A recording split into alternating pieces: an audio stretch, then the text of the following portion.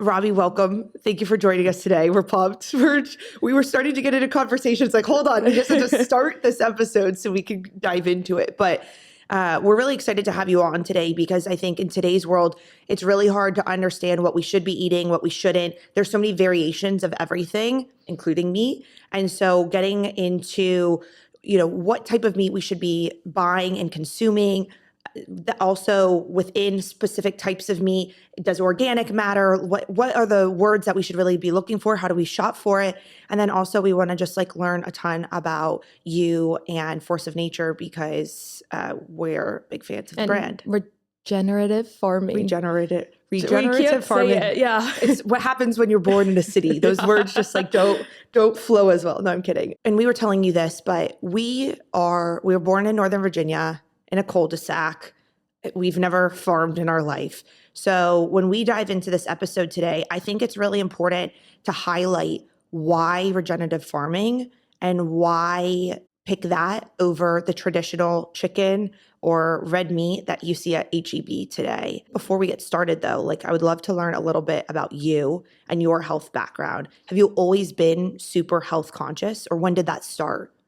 Yeah, well, thanks for having me. Thanks for the support and kind words. When I was young with my mother, she was always big on trying to make sure we were having, 3 square meals a day and eating across our food groups. She was a great cook and made homemade food for us. And so I got to, watch her prepare food. I mean, it's sort of a novelty nowadays. So it seems, sadly, at the same time, also saw her with the best of intentions, buy things out of boxes that had fanciful claims or suggestions on them, thinking they were, helping us, an energy bar or a powdered mix on test days and, all of those things. And so I was always aware that through her guidance and grandparents and grandmothers and so on, that there was a connection between health and food and the importance of how you can perform mentally and physically. And I even had some elder relatives that were the real old timers, as you would say, who did grow up on the land and, were part of, the whole 5-person graduating class. My great uncle was debate partners with LBJ out in Johnson City. Cool. But, we'd go visit them, and my great aunt would be 90 years old, and she'd be, making probiotics and juicing and fermenting stuff and eating prunes. And, she was like full on Western A. Price, but decades before anybody even knew what the heck it was. And we always thought it was just a little quirky, but who can argue with her? She's running around and crushing life at that age. And, now we talk about it. We're like, man, was she ahead of her time? What a pioneer. So I had those influences, but I think really getting into college, I started to, just kind of channel my personality, and there's a certain drive and energy there into trying to perform and succeed and win. I'm super competitive, so I wanted to win academically. I wanted to win professionally, but I wanted to get out in the rec sports area and play hard. And I don't have bad habits. I remember thinking, this is crazy. This is where I was at one point. Hey, people are wasting all this money smoking cigarettes. I'm gonna spend the same amount of money and I'm gonna drink a naked juice every day. Yeah. And I thought, I was like, okay, well, this is incredible. This is a great thing to do. And it's we learn and we go on a journey and we evolve. But it kind of started back then. Yeah. Okay, that's helpful. So you went to college, you went to UT, correct? I did. Okay. And what did you study at UT? Sorry? I said hook 'em. Oh.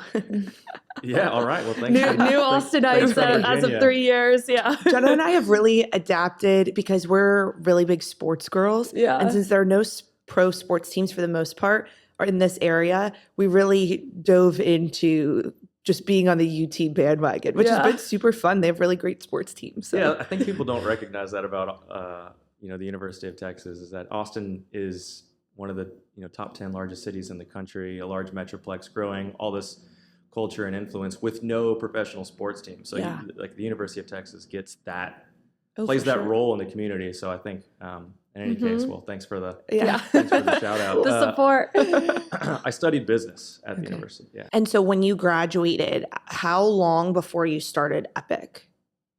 So I graduated and went into, actually worked full time through graduate school.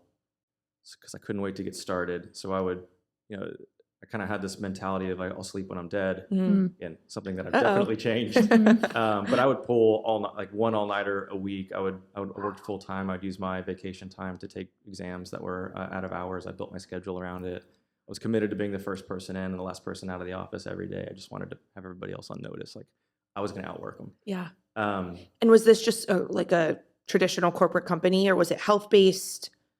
The one in graduate school, it was in the tech industry. Honestly, Austin is kind of a microcosm of Silicon Valley in some respect, and so it was a chip manufacturing company that I was doing some accounting work for, candidly. And then after graduation, I went into consulting and business consulting, and it's a soul draining industry. Like you're not working, it's not fulfilling because the end product, what you're producing, isn't benefiting somebody's life. It might be saving an enterprise or a corporation money, but it's not, something meaningful to a family or to an individual that's changing their life. And that was really more what inspired me. And so I left that industry after a few years in a few different companies, going from big to small, thinking that transition would be more meaningful, and it wasn't. And I just kind of went on, for lack of a better term, a sabbatical. And I just spent almost a year trying to fill my schedule, talking to people and meeting people and understanding their journey and their passions and their industry and their life journey, and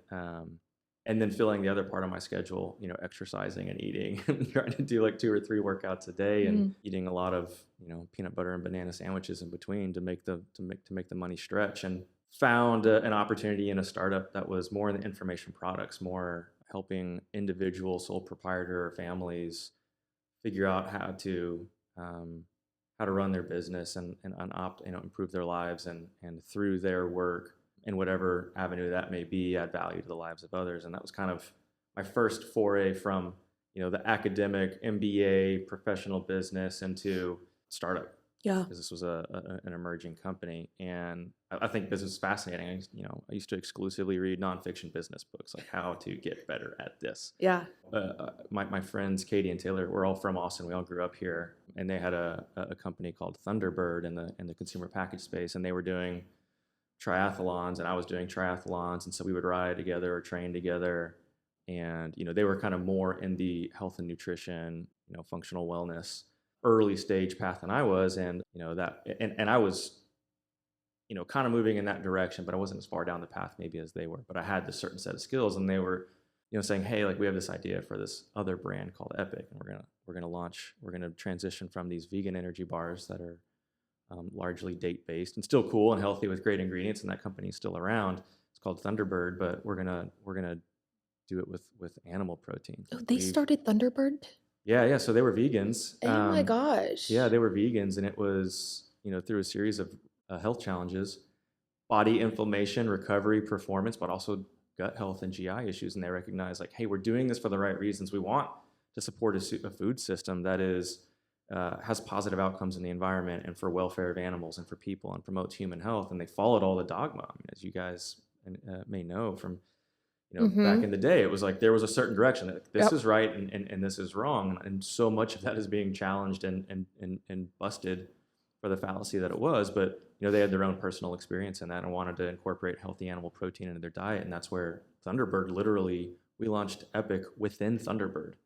And we had to like break the companies apart, change the name of the LLC, and then recognize, like, hey, there's something different here. Not just healthy animal protein, but in this, low glycemic, paleo, all of the kind of trends that were emerging right then. And it just clearly had so much more momentum and opportunity. And of course, that's what began our journey down the rabbit hole into regenerative. I mean, all we were trying to do was source the healthiest animal protein that delivered on, or at least overcame the fears we had based off of the dogma and what we'd been told about animal agriculture. Like, it is fundamentally bad for the environment. It's unhealthy. These animals definitively, suffer and are tortured. And it's like, those realities exist within the animal agriculture space, but there's an alternative to that. And that is the regenerative agriculture movement. And we learned and discovered that. And I was like, okay, well, this is what we're going to begin sourcing. And this is what we're going to begin putting energy in. And oh my God, there's not enough supply out there. So we got to start building supply. So now we got to start educating and creating demand. And then really that evolved into the mission of Force of Nature, to create and scale a global regenerative supply network and do it by reaching consumers with awareness, truth, transparency about the food system that they're currently supporting, that is currently feeding them, and what it's delivering on and what it's not delivering on that they don't know, that they're being misled. And particularly on the animal agriculture side, but we talk a lot about crop and plant-based agriculture because I don't think we live in a time of misdirection. Mainstream media excels at it. Don't focus, don't look here, look over here at this distraction. And I think the same thing exists with agriculture. Like plant-based agriculture shouldn't get a free pass. Animal agriculture shouldn't get a free pass. And they're both of them are predominantly practiced in some pretty concerning ways that lead to some extremely detrimental outcomes. And there needs to be an awareness there. And we're focusing with the brand on solving animal agriculture, but from a mission perspective, we want to create awareness to both. I want to talk a lot about I can't never say this word, regenerative farming and force of nature, but I really want to emphasize real quick how they switched from this.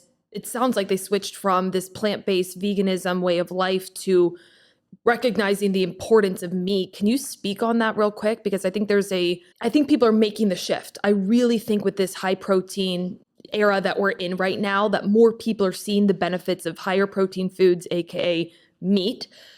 But what timeline was this, and what was that shift that they might have had that maybe you influenced or you had as well to make that shift from, okay, we're just going to eat plant-based protein bars to let's make meat protein bars? Yeah, I think it begins with positive intentions.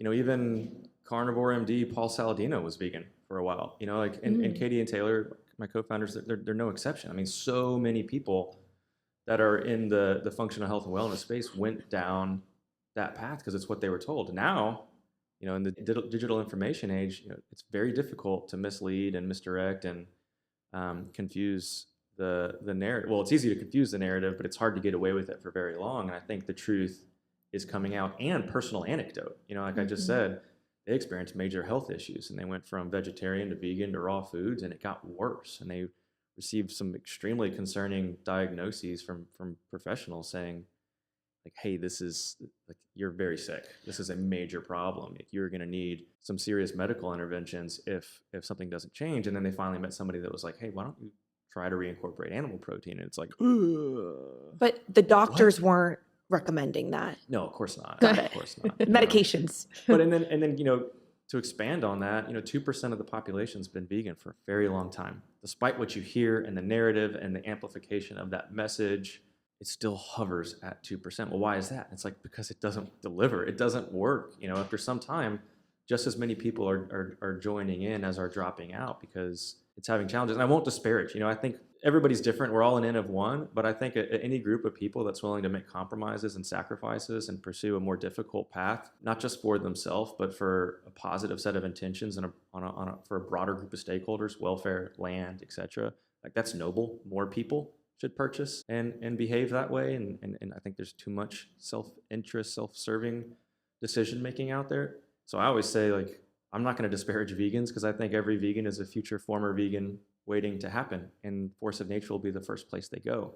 And more power to them. And that insults vegans, some of them, but like, look, it is what it is. Like I said, where we are with discussion and information and truth and transparency, and enough people having experienced that reality, and then now going on and saying, hey, I tried this, now I'm doing this. Look at all the vegans that were vegan influencers that have made that change. I have so many friends in my life that were, vegans that have, that switched over to paleo and then tried different things and so on. So I don't think it's a unique story. And I think a lot of people share that same reality where they look around them and they see that happening and with different people, within their community. And so it's not so hard to believe when you hear it, in addition to it just being laid out there all over the internet for you to see for yourself. Yeah, I would be lying if I didn't say that I tried plant-based for 3 weeks before. I think it's very easy to be influenced by people who are showing these beautiful smoothies and drinks and how beautiful their skin looks.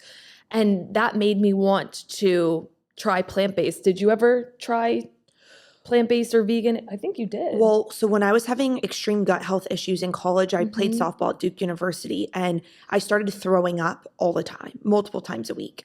And it ended up being that my body stopped processing fats well. I was extremely gluten sensitive and I was consuming a lot of gluten, like nothing, and a lot of processed food, honestly. It was just overall not healthy, but they didn't know what to do. So for the last half of my senior year at Duke, they asked me to go vegetarian because when I didn't consume meat, I threw up less, which was miserable personally. And again, I don't want to offend anyone, but if you're offended by the fact that I thought it was miserable, then I don't know what to say. It was so hard to get full. It was so hard to make it a realistic for like a fast-paced lifestyle. And I found it to be extremely unfulfilling as far as taste goes because I wasn't having things like butter. I wasn't consuming any fats. I personally love the taste of meat. And when removing all of that, I was just miserable and still getting sick. So it did not last very long. Yeah, but well, Oreos are vegan, and I got Yeah. some, and it's again nuance, Right. and context, and I think the last thing on that I would say on that is with the emergence of information and scientific research and anecdote and visuals and people coming out and showing, no, look, animals have been here for millions of years playing a critical role in functioning and thriving ecosystems. They're not the problem.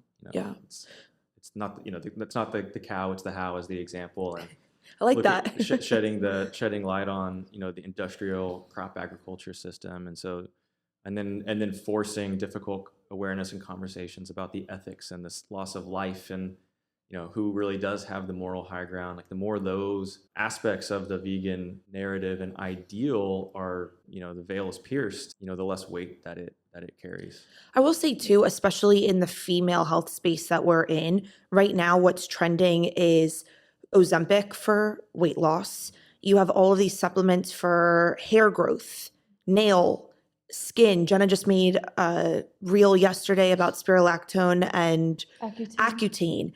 We're seeing all of these issues that, in my mind, knowing what I know now, shows that there's a lot of issues, not only with the gut, but just the overall way that they're fueling their bodies, and they're not getting what they need. And so they're having to take all of these expensive supplements, and then the supplements are working because they're giving the women what they're not getting every day in just the way that they eat and they live. And so then they're kind of glorifying these supplements where everything that I've seen, especially with really protein forward diet, especially when the protein is the right quality, you don't need those things. Can you speak to that at all? Yeah, every condition that you just listed can be mitigated with eating ground beef, particularly red meat. And yeah, and I think the idea that those supplementations and prescriptions are actually addressing or promoting wealth and wellness, I think is a they are promoting wellness actually. I think it's a fallacy, right? Like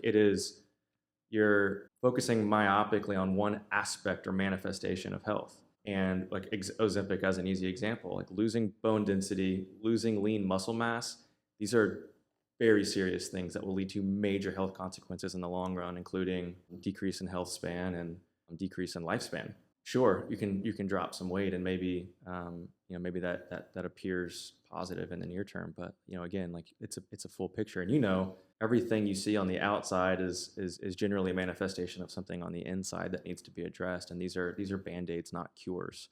And so I think that's kind of part of this reductionist world that we live in, where we want to focus on oversimplified solutions when the best course for the long term is just take a step back and really reevaluate everything from the foundational building blocks up. It's interesting, just on that topic. I struggled a lot with anxiety when I was younger. We had different health issues since we were aged, I don't know. For a long time, we were both doused with tons of antibiotics when we were a kid because we had chronic ear infections. Just really felt like we started off on the wrong foot, if you will. And what I've noticed as I've gotten older, I had a lot of anxiety in college, but meat is what has stayed consistent for me for the past, 4 or 5 years, ever since I started my health journey. Everyone asks me, what do I do with my hair? How do I get really strong nails? I literally just tell them that I eat really high quality protein. I made a video recently with the Force of Nature Ancestral Blend. And I'm like, this is nature's multivitamin. Like people are like, what vitamins should I take? What supplements? I'm like, I literally eat like high quality foods. So can we start talking a little bit more? One, I want to get into what is regenerative farming. And next, I want to get into the benefits of high quality meat. So will you start off with what is the type of regenerative farming that Force of Nature does and how it supplies its meat? And the difference between conventional and Yeah. regenerative. Yeah, I don't think you can understand what regenerative is without having some truth and light shed on what conventional is. Because conventional is what comprises 98% of food production. And Mhm. conventional applies to crop agriculture and to animal agriculture. And so, and then there are some, we talked about claims, then there are some claims within conventional that I think take people or consumers' good intentions and leverage them against their well-being and their desires. So conventional agriculture or industrial agriculture really accelerated it with what they call the green revolution.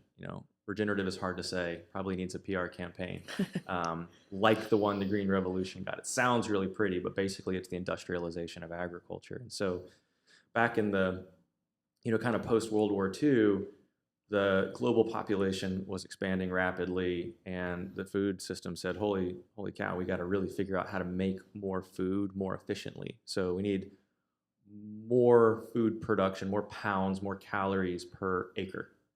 And then that led to use of tractors and engineering of seeds and discovery of ways to take what used to be facilities that would manufacture chemical weapons in the wars that can now manufacture things like fertilizers and herbicides and pesticides and fungicides. And we got this, again, this myopic pursuit of, can we create more per acre and make it cheaper and cheaper and cheaper? And there's a lot of negative externalities that came out of that.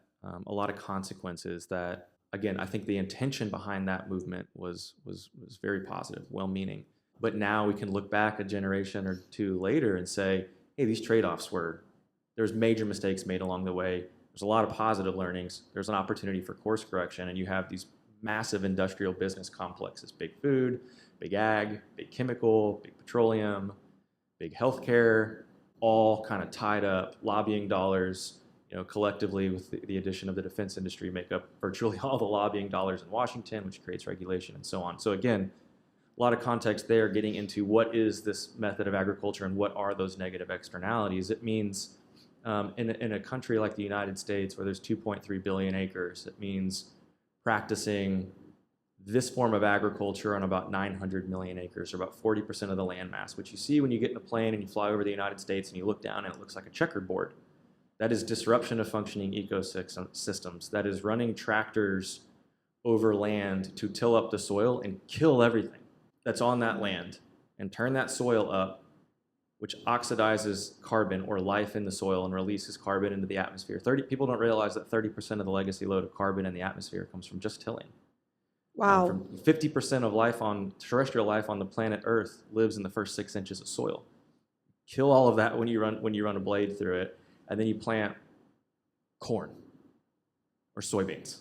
And at any given time in the U.S., there's a few 100 million acres of corn, which is insane, which is wild to think, which is why corn, as you know, is in everything in the grocery store, and why the number one source of calories is high fructose corn syrup, because we have commodified something, we have cheapened something down where it can be sold and then subsidized by the U.S. government at less than the cost of production. Gets sued in international markets by countries like Brazil for flooding the markets and things like that. But so you've killed life, you've destroyed habitat, you've disrupted the natural cycles of functioning ecosystems, the energy cycle, the water cycle. You're causing runoff, you're causing soil erosion, which leads to food security issues, because soil is this tiny layer that wraps land masses across the globe, and only some of it is prime enough to produce food, and it's finite, and it takes 500 years in nature to create an inch of topsoil. And when you till it and when you leave it exposed, it gets hot, it blows away, it runs off. The EPA says the number one source of water pollutant in the United States is topsoil, except we need it to live and we're losing it. It's carrying all sort of toxic chemicals, which is why we have dead zones in oceans, which is why glyphosate's showing up in breast milk and urine. All of these horrifying things, right? And then you put nothing but corn and you spray pesticides to kill any life again, it's not like it's one pest or this other. There are thousands of beneficial species of insects, and you indiscriminately kill all of them when you spray. The same thing with fungicides, the same thing with herbicides. Diversity, we love celebrating diversity. Diversity exists in nature for a reason. Everything has a role. It creates this balance and this harmony and this beauty that is inspiring to us. Our agriculture system combats all of that, literally through chemical and mechanical warfare against nature. So we're killing the environment, we're poisoning the environment. Because of that disruption and because of the breakup of all of those natural cycles, the actual substrate, the soil, the rhizosphere, this medium that is finite that we're eroding away is also becoming less thriving, less dense. Right? So oranges today have less vitamin C and spinach has less iron, and so many of us are deficient in certain minerals. It's because we're not getting it from our food, because our food systems aren't able to upcycle those because they're absent from the environment, because we broke up the cycles that through millions of years created those in that balance. I mean, we are animals. We are supposed to be on the land. We are only a blip in time. If the history of planet Earth was a 10,000 page book, the history of humans is the last page, and we're on the last character of the last word. Right. And we're taking all of that biological reality and disrupting it in a very, very, very short period of time.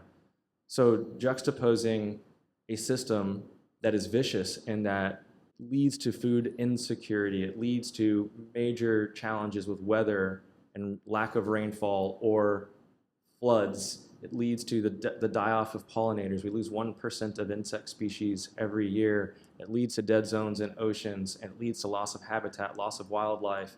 It leads to bad welfare for the animals that are going, that's the plant-based agriculture side. On the animal agriculture side, animals may over-impact the land by having too many animals on too small of an acreage, and then going into CAFOs and standing shoulder to shoulder in an environment that is pretty filthy in their own waste, entirely synthetic, creating sick and sedentary animals that also aren't upcycling all of the positive nutrients that they could be in a more evolutionarily consistent context. And the welfare of those animals is terrible. And the welfare of the people in these food production communities that are failing and declining, that are losing their land, or that are sick, or the antibiotic resistant superbugs that are coming out of these systems. I mean, I could just keep going on about and railing on how terrible that is. Right. And so, to me, that starts the conversation of, okay, this is where my food is coming. If you're listening, this is where your food is coming from. Even mine, and I know enough, and I work really hard. It's so difficult to find a truly closed loop system, and a system that is, that you can live enough on. And so I think that's what needs to change. I think we need to create awareness about that, and then awareness to the alternative, which I think is regenerative, for two reasons. One, let's be better.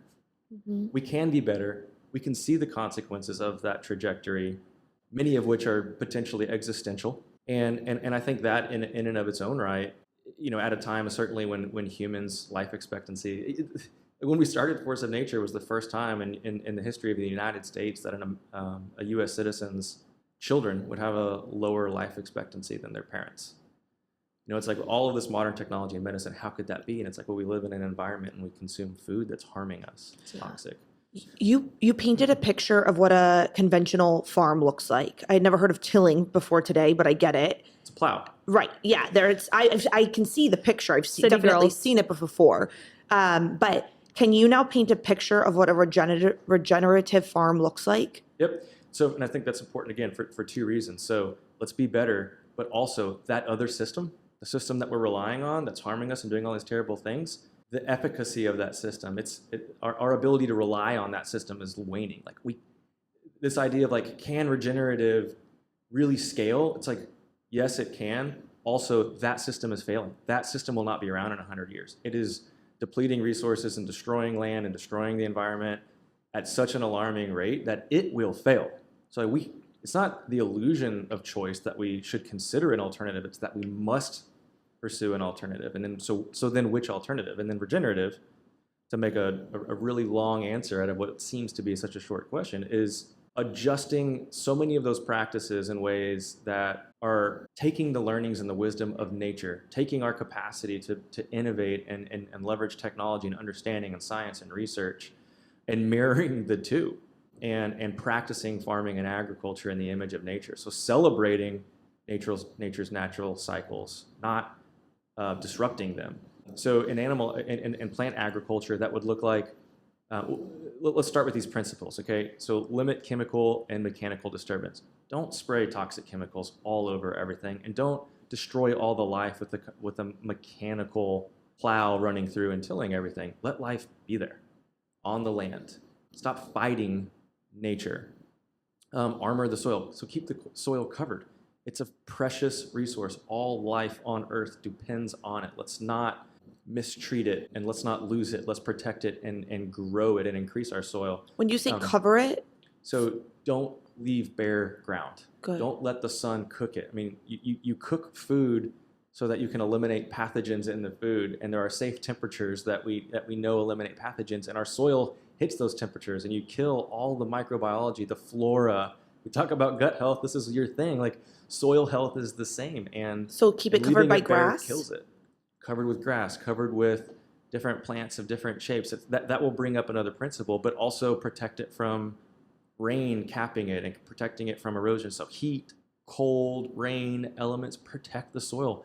The reason that weeds come in, the reason that nature keeps putting stuff there is because it's a Band-Aid. It's trying to heal itself from the damage that we're causing. So limit chemical and mechanical disturbance, armor the soil, green growing plants and living roots year round. So to your point, the photosynthesis is this incredible process that takes the energy from the sun, the energy source we all rely on, and carbon dioxide, and it converts them through plants and the green growing leaves of these plants in all their different shapes and sizes to maximize the photosynthetic capacity of any area, capture all that sunlight, and through the roots in the ground, it injects those into the ground, and it provides nutrients and different sugars, which cause all that life beneath the soil to thrive. And all that life beneath the soil thriving makes for a healthy soil system, which makes for healthy plants, which makes for healthy animals that live on those plants, et cetera, et cetera, et cetera. And it holds the soil in place. It actually builds soil, and it creates the foundation for thriving ecosystems. So celebrate green growing plants. Leave them there. Don't spray them. Don't till them. Let them be. Diversity. Everything has a role. For every undesirable or pest, insect, there are thousands of desirable ones. Just recognize that even if you look at something and you don't like one thing about it, it has a role, it has a function, it's there for a reason. So that's diversity. Animal impact. There's no functioning or healthy ecosystem on the planet that is absent plant and animals. You don't have just plants or just animals. You don't have CAFOs or monocrops of one single 100 million acres of corn anywhere in nature. That is not healthy. We need all the complexity of all of the different things that far exceed our comprehension in order to create a healthy system. And then lastly, context. We do this thing where we try to force our will upon the land. There are certain areas of the world, and there are certain types of ecoregions that are primed for certain things.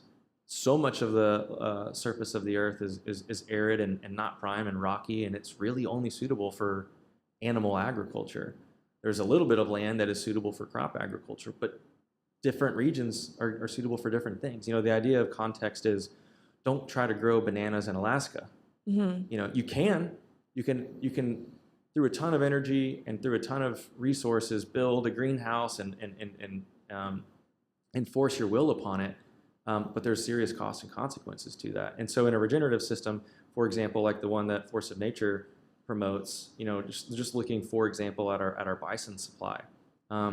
We have thousands of animals living on ranches where the farmer or that rancher on that land is doing everything they can to mimic what a wild herd of bison would have been doing and the impact it would have had on the land a few hundred years ago, when we had 30 or more million bison roaming from Canada to Mexico, representing the largest herd of megafauna or large ruminant animals that are a keystone species. They played an important role in the environment. They were keystone because they had a disproportionate and positive impact on the land. The grasslands evolved alongside them. That influence, that role, that impact, that service is needed to create health in those systems. So rotationally grazing those animals, where much like a large herd of bison would densely impact and provide fertilization through their feces and unselectively graze everything and then move on, that would kickstart and much like you see as after a fire moves through someplace, all of a sudden everything turns green thereafter. That's a more visual representation of like the positive impact these animals have, but then they don't come back for months, and that land can recover and everything. All of those roles and cycles play, and so they're moving their animals around those land. They're not tilling, they're not spraying, they're not trying to control the environment. They're looking to the environment and saying, hey, what does my land need, and how can I work with it to support that and produce food? And so animals not ending up on feedlots is an important part of that as well. That would represent the force of nature supply. So pasture finishing, having them eat diets that are evolutionarily consistent to what they should be eating, having them live a life, expressing behaviors, and playing a role in a system that is consistent with the origin of that species and that environment that would be appropriate. What would be the argument that someone who does conventional farming, what would they say to you? Like, what's the biggest argument that you get of, well, it's impossible to not use pesticides? Or what do you hear that are the first things people shoot back at you? I think I think you hear it less and less now, because I think it's been revealed for the fallacy that it is. But we have to feed a growing population, and obviously we know best. Mother Nature doesn't know shit. We humans have to save the globe, the Earth from itself through all of these interventions, and you can look at the outcomes and the impact that they're having, and draw see the holes and the challenges with that argument. But and like I said, that system is one that's leading us towards the precipice of a cliff, and we need to correct that course, not just adjust it, but reverse it. I think that they would say, oh, but then the next thing would be it can't scale. We got all this food, we have this huge system, and there's just no way. This is a cool little niche thing that you can do in a small context, which is also a fallacy. I mean, 80% of the globe is living on subsistence farms that are less than 1 or 2 acres or hectares, really, which is about 3 to 5 acres. But there's a number of things like that. Or then there's the people that just have their head in the sand and just refuse to acknowledge that animals have a positive role in the environment, because it goes against their very fundamental convictions, and they have those cognitive biases where they're not willing to kind of consider an alternative. What is the nutrient density of regenerative farmed meat, comparatively speaking, to conventional? So there's so little research on it right now, but the research that is coming out is really exciting. I'd say there's 2 important conversations or topics that we should discuss. One is meat versus not meat, and then the other is regenerative meat versus conventional meat. Mm-hmm. You asked about the regenerative versus conventional, so I'll save why you should eat more meat. Yeah.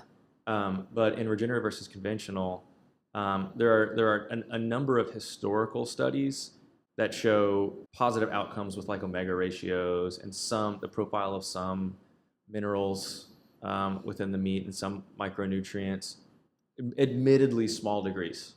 Like if you're going to try to live on kale or live on conventional meat, live on conventional meat. Meat at large, even in the worst example, is still really, really healthy. Sure. But it comes with another set of consequences. Again, a system that is probably near and dear to your hearts. I mean, it's just interesting too. So one, excess antibiotics, and that can be, if given late in life and in high concentrations, subtherapeutic antibiotics, meaning they're given antibiotics so that they grow faster and that they can continue to live in an environment that's not really compatible with life. That can be passed through in the meat. Mm-hmm. And it can have an impact on your gut biome. It's funny. I say it's funny because there was a scandal with the Chinese Olympic team, and their swimmers were testing positive for steroids, and they said, "Oh, it was because of contaminated food, because they had eaten meat that had been given a bunch of steroids that then passed through to them, and then they tested positive for it and failed their test, and then were allowed to compete because it was accidental." I didn't know that. So these things can carry through some of these properties, and the same thing is true for some other chemicals. And again, there's a filter there, but nonetheless, it passes through. I think one of the most exciting areas, though, is research that has been done historically on, like there's an Australian study on kangaroos that shows that the wild animals living in a natural system are more healthy and more nutrient dense. And then some more recent stuff being done looking beyond, like when our parents and when we were kids, maybe it was like macronutrients, like you need calories and fat and protein, carbohydrates. And then, we learned a ton about micronutrients, and I think there's some Been a lot of science that, but like we're just now learning about phytonutrients or phytochemical compounds. And if you look up what are phytonutrients, it's like, oh, it's all these thousands of compounds that are represented in plants that have. Are they necessary for you to survive? No, but they can. They can be anti-cancer. They can be anti-inflammatory. They can be positive for cardiac health. They can be anti-aging. All of these incredible things. We buy them in supplement form and pay lots of money for them. And it's one of the reasons plants and fruits are seen as so healthy. Well, guess what? That upcycles through ruminant protein when they're living on pasture, and when they're not living on corn, and yet they're living in a thriving ecosystem where in any given season they could be eating 50, 60, 70 different forms of grasses and forbs. They're upcycling so many incredible things. And I think one study recently showed a herd of bison, so it's about 1,200 animals. They finished half in a feedlot over like 140 days, so just a few months. Like a 3-year life, the last few months they finished in half of it in a feedlot and half they kept on the pasture. And the pasture-raised animals were 2.3 times more rich in the phytochemical compound, and in about 700 different phytochemical compounds than the animals that were finished in a feedlot. And I mean, that's just like, that came out last year, just like tip of the iceberg. But I think that is sort of, kind of the next evolution in learning about health and wellness, and recognizing, like, hey, healthy animals living on healthy lands are going to pass more positive health attributes through to the end consumer and to the animal. They're going to live a better life. They're not going to be sick and sedentary. Right. You touched on it's better to eat conventional meat than no meat at all. What do you say to those who are living a plant-based lifestyle because they care about the environment? It has nothing to do with their own bodies. They care about making sure that our environment is clean, and everything that has been told to us in the public and a lot of the misinformation or skewed studies has showed that eating animals is bad for the environment. What do you say to that? Yeah, it's definitely a different conversation to the health of the individual than it is to the environment. Mm-hmm. Again, one, no free pass. I've kind of highlighted some of the challenges of the crop agriculture system. So Right. let's make sure that we understand when we eat vegetables, what we're supporting in the most common sense. But I think that there are, again, in a regenerative system, there's an answer to all of those objections. I think you could also, and I didn't get to it a moment ago, but I think water is brought up a lot, water use. I think methane is brought up a lot, and those are bogus misunderstandings. So from a water use perspective, far more, there's 3 types of water, blue water, green water, and gray water. Effectively, without getting into the nerdy details, in a conventional beef system, 95% of water used to create a cow is coming from rain. Watering the grasses that they eat, filling the ponds that they drink from. And so to say that, eating a hamburger costs as much water as fills a swimming pool is completely ignorant. Like, they're not only drinking natural rainwater or eating the plants that grew from that natural rain, but they're then redistributing it in urine if they're on a pasture. And so, I mean, that's just a silly argument. And on methane, I think that is sort of a reductionist kind of triggering conversation point. The 2 most prominently discussed greenhouse gases are CO2 and CH4, carbon dioxide and methane. Carbon dioxide is really bad because it lasts a long time in the atmosphere, and these things can cause a warming effect on the globe. And historically, we've had astronomically high carbon in the atmosphere, and more recently, we've had really low carbon in the atmosphere, and we've had ice ages, and we've had warming cycles, and the atmosphere always ebbs and flows. The question is, to what extent are humans impacting and influencing it through our practices? And so that's where CO2 enters into the conversation. But with beef in particular, methane enters into the conversation, because they're like, oh my gosh, well, they burp.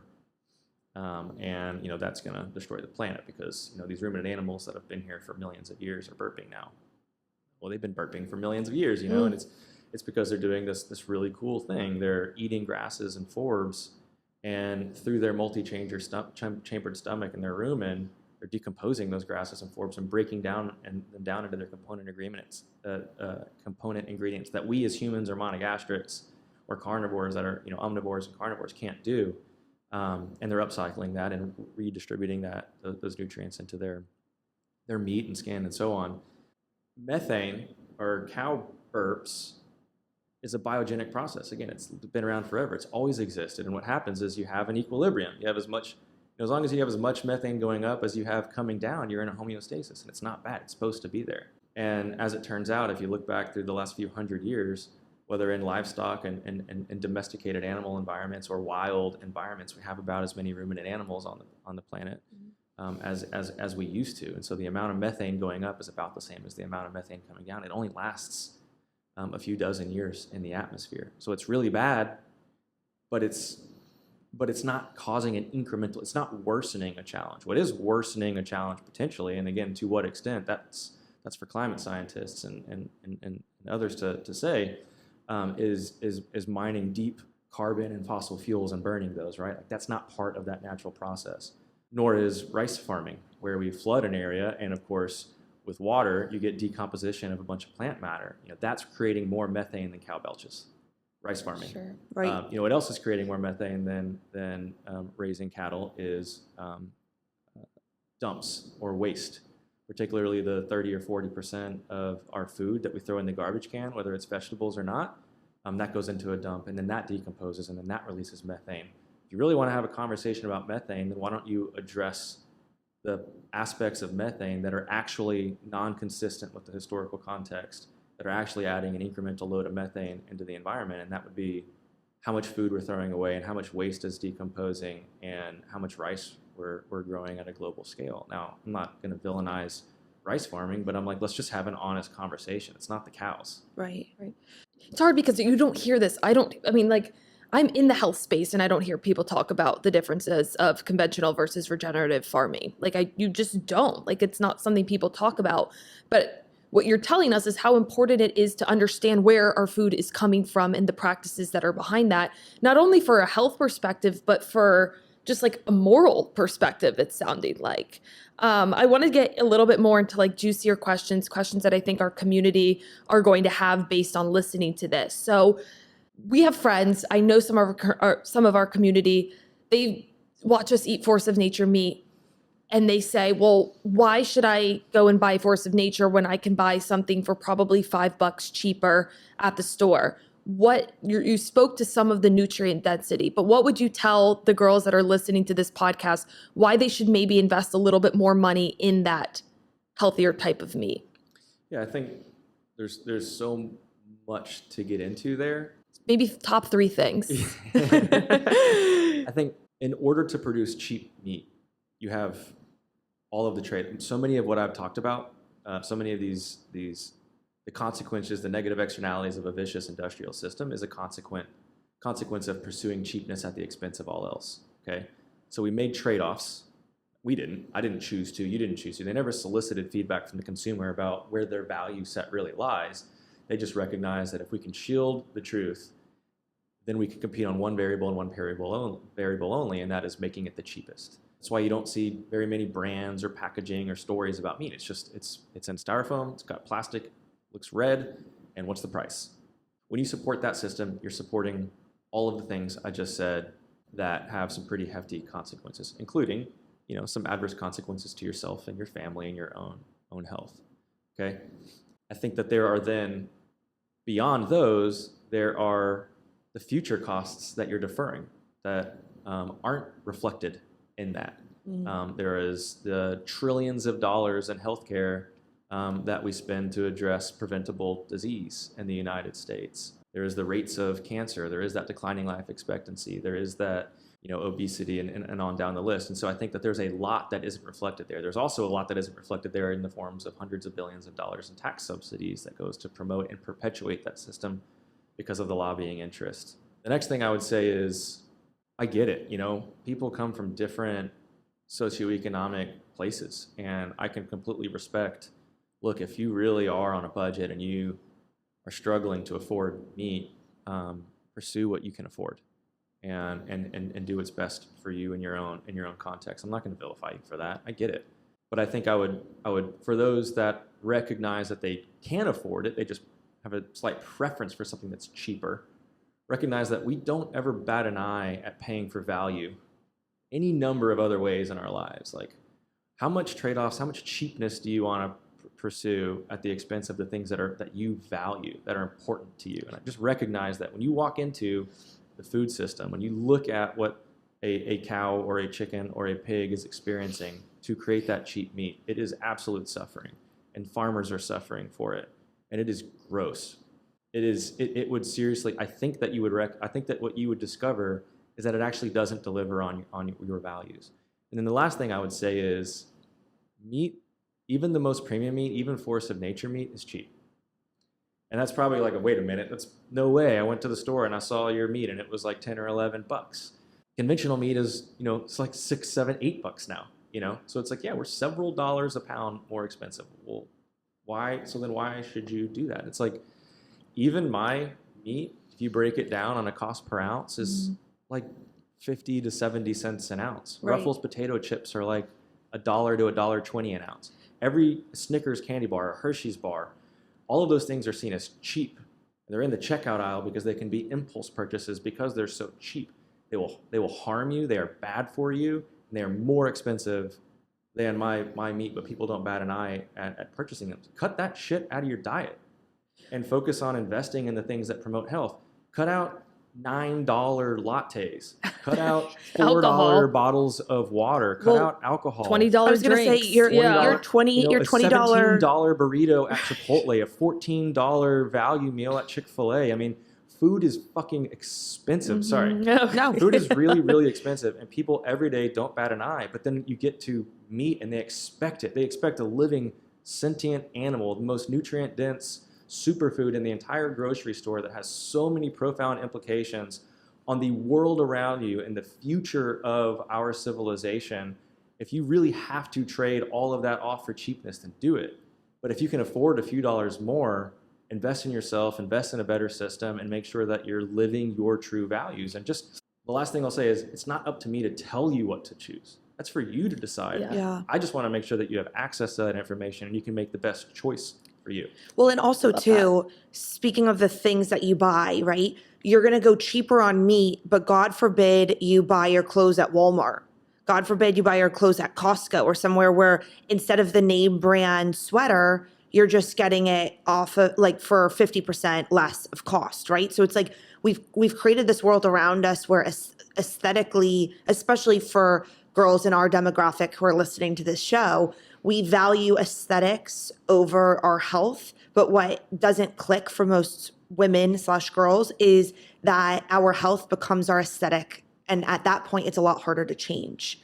When your skin starts breaking out and when your nails are chipping and when you're wearing those eye patches under your eye every morning because you look lifeless, but that's really because you didn't get enough sleep. Like all of those things, I think the dots don't necessarily connect. They just see the dollar sign at the supermarket. Well, and you can go to 7-Eleven and get a turkey club and a healthy fruit drink and pay more than if you bought a pound of our ground beef and mixed it with some organic vegetables into a meat bowl. That's probably going to make a single female 3, maybe 4 meals for that extra $2 or $3. Yeah. And it's still going to be less costly than a single meal at a grocery store. And then let's not forget, you may save $3 on 4 servings of meat, but you're going to go spend $60 on a bottle of supplements to get what that meat would have gave you.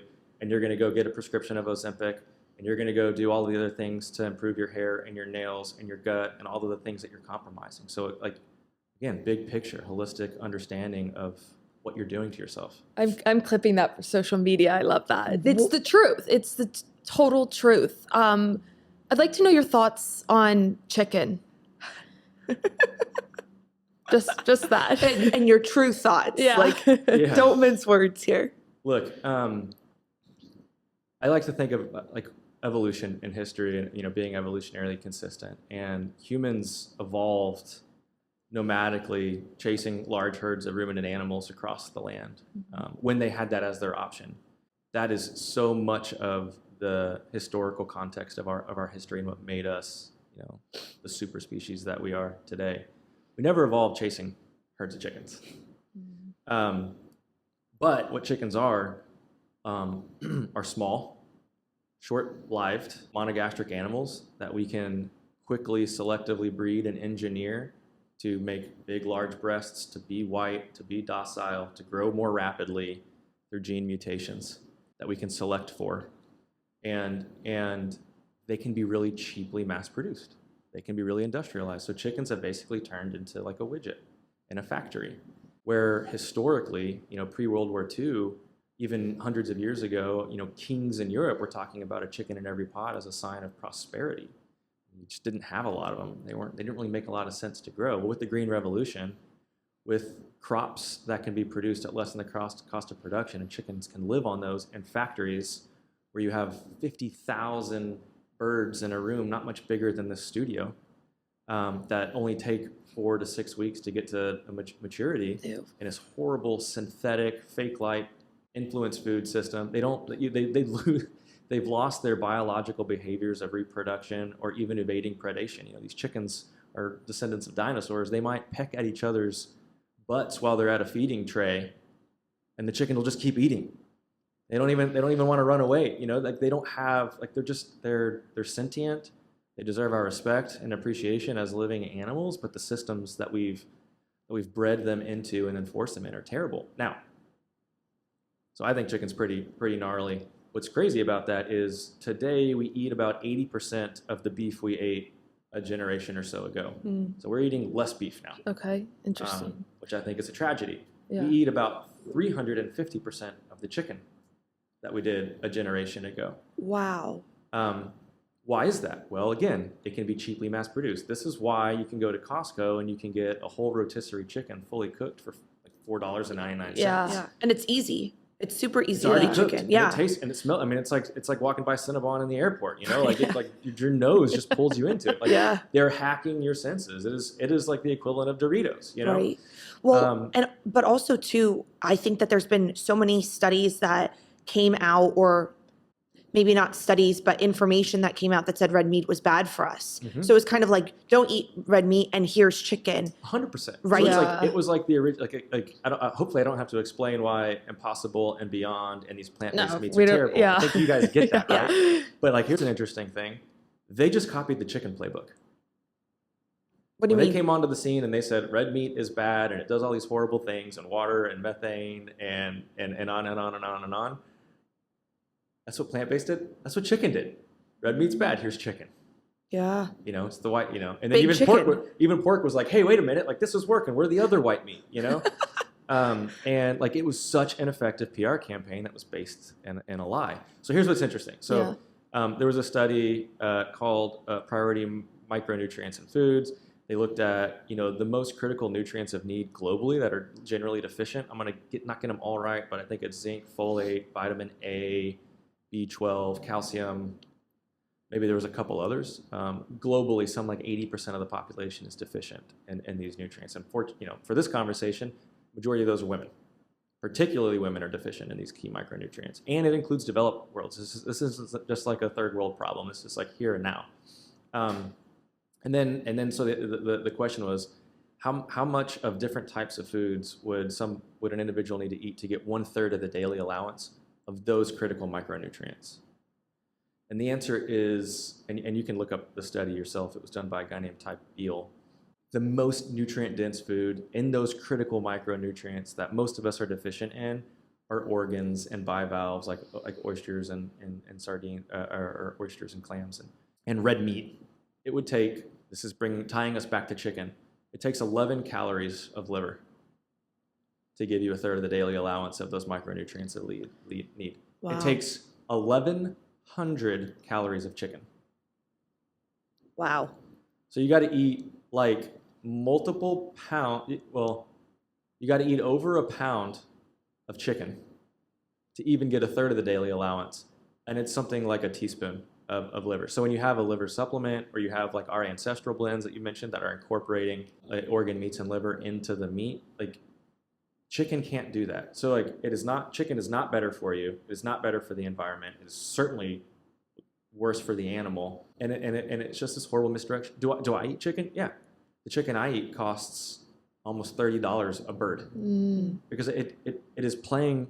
These are, by the way, these are jungle animals that came from Southeast Asia. They have a role in functioning ecosystems, and they can be adapted to provide ecosystem services even in a different context.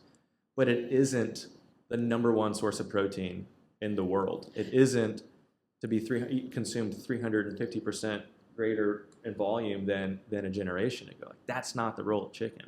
It's everything you know about chicken is a lie. Eat less chicken, and every time you feel like you look at a menu and you want to order chicken, order beef. Your Chick-fil-A's worst nightmare. Yeah. Oh, and Chick-fil-A just abandoned their no antibiotic ever claim, and they're now adopting a claim of no antibiotics suitable or important in human medicine, NAIH, I think. Oh gosh. Which means, like, who says what's important in human medicine?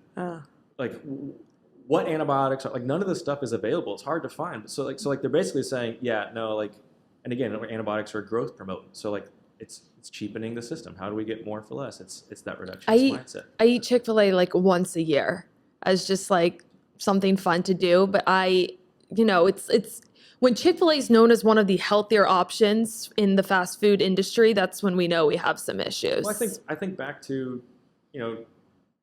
going through my life's journey, going on dates, and I'm like, I'm ordering the steak, and my date's like, I'm gonna get a salad and put some chicken on top. Like, in hindsight, like, I have 2 daughters. Like, that is like red flag for me, throws my senses up, like, eat the steak. You know what I mean? Like, you need that. It's going to be important. It will help you be, more healthy, more mentally well, more confident, less anxiety, better gut health. Like, you need red meat. We evolved to live on red meat. A guilty pleasure every now and then, some chicken here and there. Yeah. Like, there's, like, again, everything in context and in appropriate situational levels. And chicken is not that. And we've been lied to, and particularly women have been lied to. What are the types of meat that we should be buying from Force of Nature, wherever you can get it, regeneratively farmed if possible? Because I think one thing I struggle with is I go to the grocery store and I think some of the game meats, which when we first went on our gut health journey, our practitioner was like, game meats, that's what you need for your body. What should we be putting in our grocery cart when it comes to meat? I think there's, just to keep it the most accessible, I would say bison and beef. Okay. I think that's not to say don't go wild harvest a venison or a deer or an elk. I think everybody should do that. We could have a whole podcast to your largely women-centric audience about, like, the importance of connecting with your food and challenging your emotions and your convictions and your relationship with the world that we live in. But there are populations of humans that have been living on bison for thousands of years on this soil and on this continent, and not just the Native Americans that we hear about in Westerns, but the Folsom people and the Clovis people and so on and so forth, going back 20 or more thousand years here. This is what that animal is what we designed to eat, and the closest approximation to that from a domesticated livestock species is beef. From a Force of Nature perspective, like, there's a lady, I was talking to you about my own personal experience right now. I have a newborn daughter's in the NICU, and I look around at these moms that are going through a really difficult journey in life right now, and they're trying to breastfeed, and it's difficult. It's already difficult to do, but it's more difficult to do when you have a preterm birth. Like, I get to know them, and then I send them a giant package of Force of Nature ancestral. I love that. I'm like, you're like, you I'm need like, this. Get the organs. Yeah. And organs are intimidating. I get it. I'm not saying go to the store and buy kidneys and try to make a meal of kidneys. Like, actually, I would probably discourage you from doing that. Maybe work up to it. Sure. But, like, you will not taste the heart or the liver in our ancestral blend, but you will get all of the benefit from it. Like I said, it doesn't take much. And so from a health perspective, from a nutrient density perspective, and not to mention ground meat in general is a superfood, right? Like, all the collagen that you need for healthy hair and nails and gut, you get in ground meat. Like, you don't need to supplement with collagen if you're eating enough ground meat, let alone all of the a full profile of amino acids and the B12s and all of the other micronutrients and things, and the phytochemicals from these pasture-raised animals like we're talking about that are being gifted to you through you to healthier animals and healthier meat. So, there's a lot of things I could say and promote of ours, but again, from a what has the most health, what's the most accessible, and what's the easiest, like, there's a billion recipes out there for ground meat, and And like we were talking about earlier, like my favorite and my go-to and what I'm cooking for my family tonight is, I'll take 2 pounds of Force of Nature ground bison, ancestral bison, so it has some hearts and livers ground up into it, and I will take some organic frozen vegetables and some organic frozen root vegetables, and I will throw that on the skillet, and for something like $20 total all in, I will make 6 meals of insanely super nutrient dense food that I will feed my 2.5-year-old, my wife who's breastfeeding, my 2-month-old, and myself. Wow. Yeah. There's for breakfast, how do you incorporate making sure that you're meat focused, or what do you incorporate? We probably eat in my house 4 dozen eggs a week. We have chickens. It's important for me, for my daughter to see us connecting with our land and our food. We live in on a couple acres, so we live in a neighborhood, but we have big plot of land enough where we can have some chickens, some laying chickens, and so I want her to see us taking care of those, and I want to be as control and close to my food supply as I can, and so for breakfast we eat a ton of eggs, particularly eggs from our yard, and then actually I cook almost 7 or 8 eggs every single day, every Wow. single morning for breakfast for my wife and my daughter. And then Force of Nature makes some breakfast sausage. Mm-hmm. Yeah. And my 2-year-old's obsessed with it. And I love it. It's good. Mhm. So like we pretty much eat that every single day with few exceptions. And then a lot of blackberries, raspberries, strawberries, banana, like tons and tons of different kinds of fruits, depending on what's in season. Yeah. Incredible. That's a normal breakfast for us. If I think this conversation is going to spark a lot of interest or even more questions based off of just everything we've uncovered today, what are some additional resources, or how do you point people who want to learn more in the right direction just on the topics we've discussed? Well, I hope you'll follow us at Force of Nature. I mean, these are the conversations that we try to have, and so I'd be doing myself a disservice and maybe your audience a disservice if I didn't say follow Force of Nature. You don't have to buy anything from us. Maybe you have a regenerative farm near you. Support them. Follow them too. Or maybe you're growing some of your own food, and so keep learning and challenging your convictions and raising the bar and getting better and doing that. But if you don't buy our products, I'm okay with that. But follow us and become a part of this movement and educate yourself so that you can make better choices elsewhere in your life. On at Force of Nature Meats on Instagram, we have a blog, we have an email that we send out that we hope is useful to you. Yeah, I think continue to listen to your podcast, continue to listen to other functional wellness, health, lifestyle podcasts that are trying to help people learn, that are championed by people that are on a journey themselves and are sharing what they've discovered. Stay curious. There's so many to mention there. I couldn't even begin. And then read. I think you started this off by saying y'all are city girls from Virginia. I'm a city boy from Austin. I had family that had a lot of land, and I've been exposed to it, but so much of what I've learned has been from reading. And then, to add on to that, go meet a farmer or a rancher. Oh, yeah. Go to where food comes from. Listen to them talk about, we all have these ideals of perfection. There's no perfect foods. Force of Nature is not perfect. I'm sorry. And I appreciate all of your support. We will try to continue to be better, but we will never be perfect. We all have shortcomings and have to make trade-offs.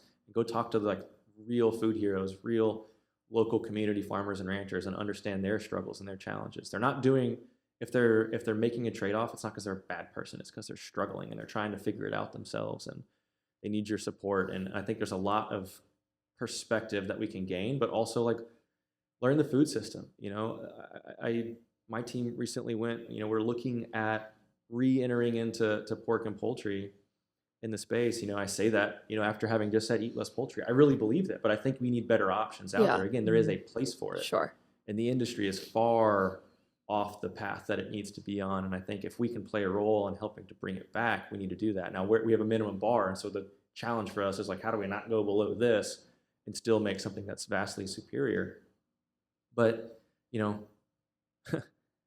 our team recently visited an organic pork farm, and it was, it was upsetting. We won't, it's not what you think, even when you think you're buying something really superior. And so try to go push yourself to get a better understanding of where the food you're buying is coming from. Just dig in a little bit. Go to their website. What are they saying? Like, are they showing you? Are they telling? Are they making like third-party claims on it with a little circle, a little patch on the package, or are they revealing and showing you, telling you a story about the people behind their food and the systems and what it looks like? Are they, like if they're really proud and you're doing something right, they show you. Yeah. If they have something to hide, they just talk about it. We released a video recently. Sorry for running on with this question, but we released a video recently about our founding story. It's like a 6-minute short. We called it The Outriders. And we got some feedback from one of our retail partners, and they were like, wow, this is really great and inspiring. But there's a few clips that you showed in there of, some really conventional farms. And that we might not want to share this because it could really offend those people. And I'm like, well, I'm not sorry for that. Like, why are they offended? What's the problem? Like, are they proud of what they're doing, or are they trying to hide it? Like, be better. Mm-hmm. If you're embarrassed by it and you're trying to shield the truth, like, yeah, then yeah, I want to call you out. I'm not naming any names. Sure. But like, you're so concerned about the reality that you've been trying to shield the public from, that even if your name isn't even named, you don't want that image shown because it's so off-putting. Like, it's because the system is exactly what I just said. It's off-putting. It's not what people want. Yeah. But it's the truth. It's crazy. I love this. So social media on Instagram, you can follow Force of Nature. You guys have a website that includes your blog. Any other places, go and find a local regenerative farm so you can see for yourself really the differences. Anything else?